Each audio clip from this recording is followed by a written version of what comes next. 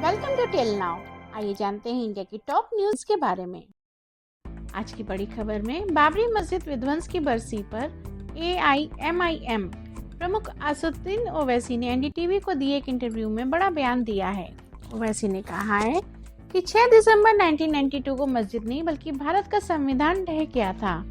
उनके इस बयान से राजनीतिक गलियारों से लेकर सोशल मीडिया तक एक नई बहस छिड़ गई है। आज हम आपको बताएंगे कि ओवैसी ने आखिर क्या कहा और उन्होंने क्या तर्क दिया है और इस बयान के राजनीतिक और सामाजिक मायने क्या हैं। आइए जानते हैं पूरी खबर। 6 दिसंबर 1992 को अयोध्या में बाबरी मस्जिद का विवादित ढांचा गिराया गया था। उससे पूरे भारत में तनाव, हिंसा और भारी राजनीतिक उथल-पुथल फैल गई थी।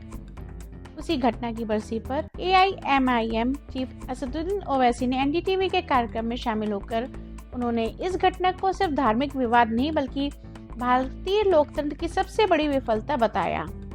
ओवैसी ने कहा, उस दिन मस्जिद नहीं गिरी थी, उस दिन भारत का संविधान गिराया गया था। कानून का राज खत्म हुआ, भीड़ का राज शुरू हो गया था। उन्होंने दावा किया कि सुप्रीम कोर्ट ने भी माना कि ढांचा गिराया जाना अवैध था। ये किसी धर्म की जीत नहीं थी बल्कि न्याय और संविधान की हार थी। ओवैसी का कहना है कि राज्य सरकार, पुलिस प्रशासन सभी ने 1992 में भीड़ को रोकने में असफलता दिखाई।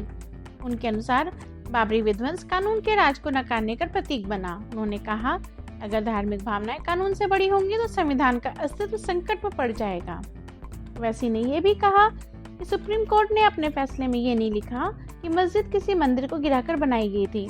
अदालत ने ढांचे को अवैध रूप से गिराए जाने को अपराध माना था। ओवैसी के मुताबिक इस बात को भुलाकर भावनाओं और राजनीति के आधार पर मामले को आगे बढ़ाया गया। ओवैसी का मानना है कि भारत किसी एक धर्म की इच्छा से नहीं बल्कि संविधान से चलता है। उन्होंने एनडीटीवी पर कहा, भीड़ अगर तय करेगी कौन सा ढांचा गिरेगा और कौन सा खड़ा रहेगा तो लोकतंत्र बच नहीं पाएगा। ओवैसी के अनुसार 1992 की घटना ने अल्पसंख्यकों में ये संदेश दिया कि कानून सभी के लिए समान नहीं है। यहाँ सबसे बड़ा सवाल यही है कि ओवैसी का बयान सिर्फ राजनीतिक प्रतिक्रिया है या इसमें कहीं ना कहीं 1992 की विफलता का सच भी छिपा है।